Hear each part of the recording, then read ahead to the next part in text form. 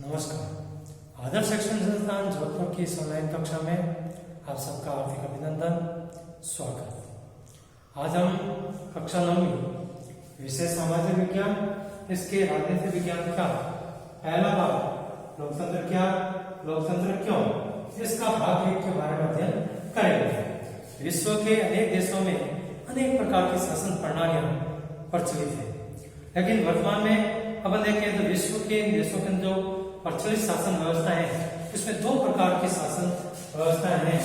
पहला लोकतांत्रिक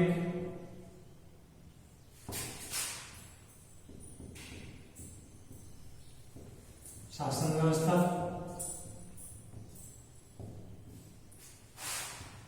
दूसरी गैर लोकतांत्रिक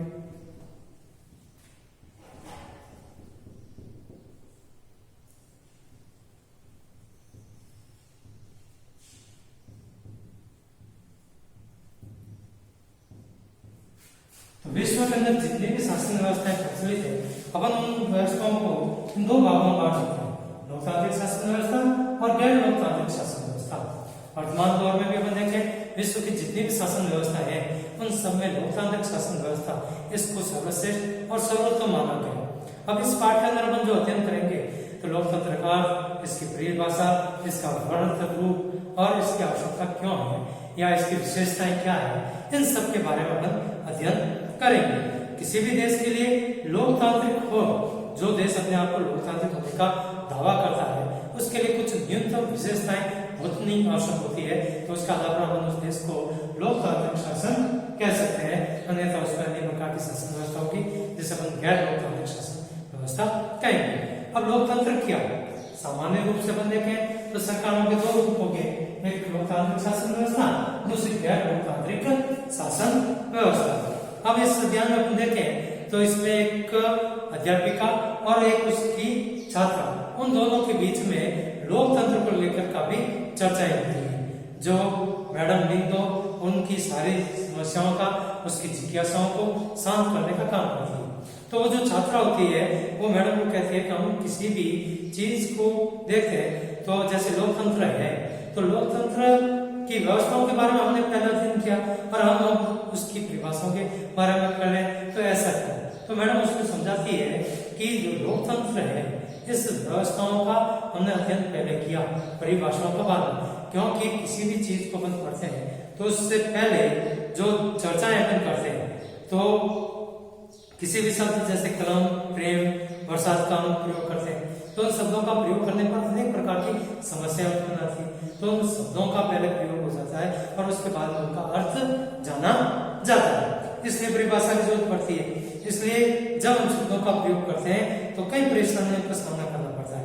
तो स्पष्ट परिभाषा होती है तो अपन उस परिभाषा के द्वारा उस चीज को स्पष्ट रूप से समझ सकते हैं। जैसे किसी भी देश की लोकतांत्रिक शासन व्यवस्था है तो उसकी स्पष्ट परिभाषा होगी तो उस परिभाषा को अपन आसानी से समझा जा सकता है। अब लोकतंत्र की परिभाषाएं अनेक लोगों के द्वारा दी गई, अनेक प्रकार की होगी, जिसमें अमेरिका के राष्ट्रपति हुए इब्राहिम लिंकन।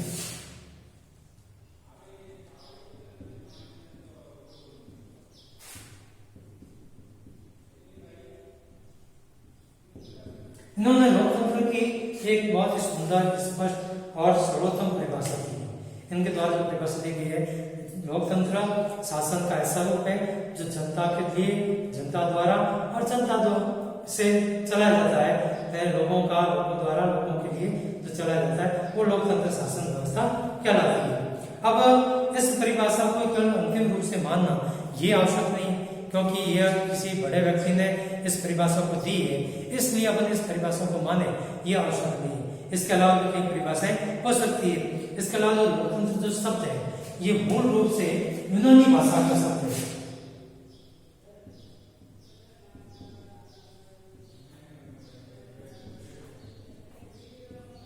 इसके डेमोक्रेसिया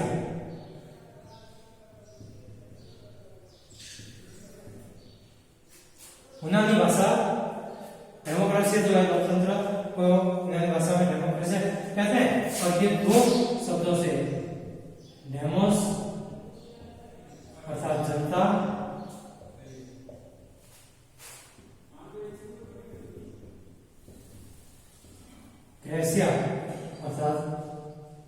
शक्ति या शासन। तो डेमोस अर्थात जनता, क्रेसिया अर्थात शक्ति या शासन। इन दो शब्दों से मिलकर डेमोक्रेसी बना है और डेमोक्रेसी का अर्थ हुआ जनता का शासन।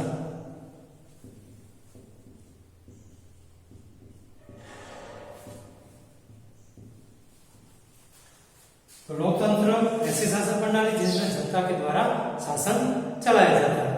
लेकिन अपन किसी शब्द की उत्पत्ति के आधार पर हमेशा जो परिभाषा बनाते हैं वो हमेशा सही भी नहीं होती, क्योंकि समय और प्रयोग के साथ साथ उस परिभाषा के अर्थ भी बदलते जाते हैं।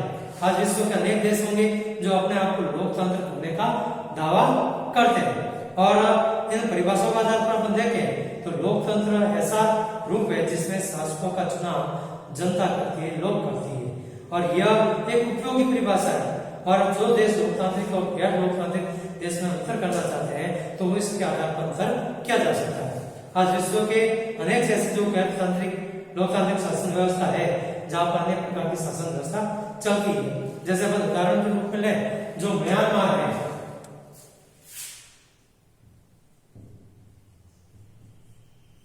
म्यांमार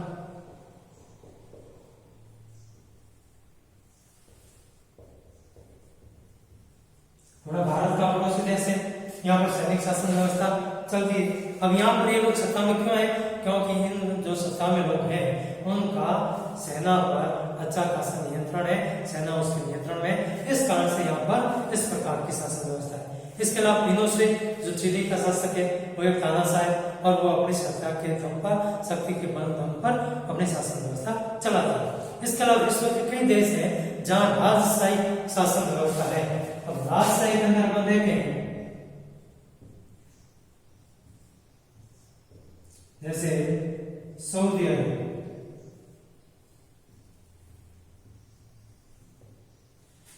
सऊदी अरब में राजशाही शासन व्यवस्था है।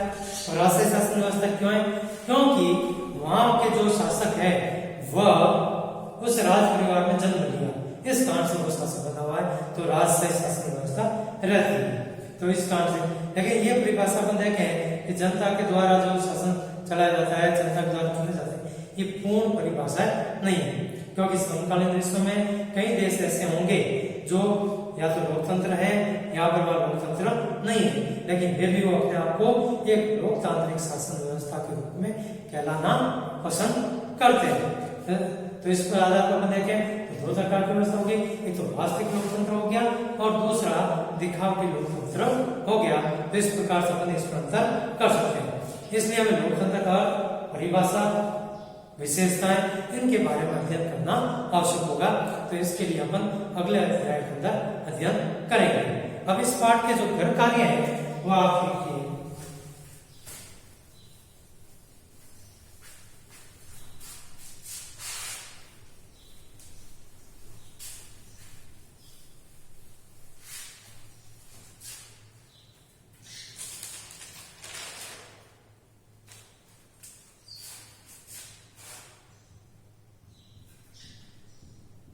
घर कार्य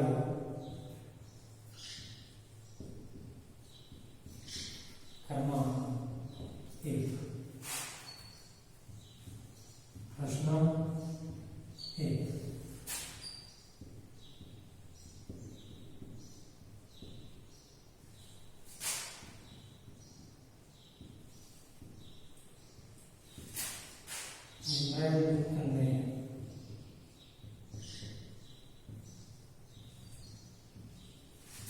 लोकतंत्र की परिभाषा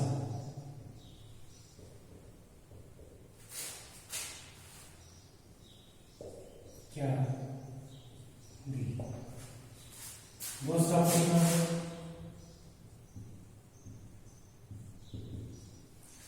डेमोक्रेसी शब्द का अर्थ है।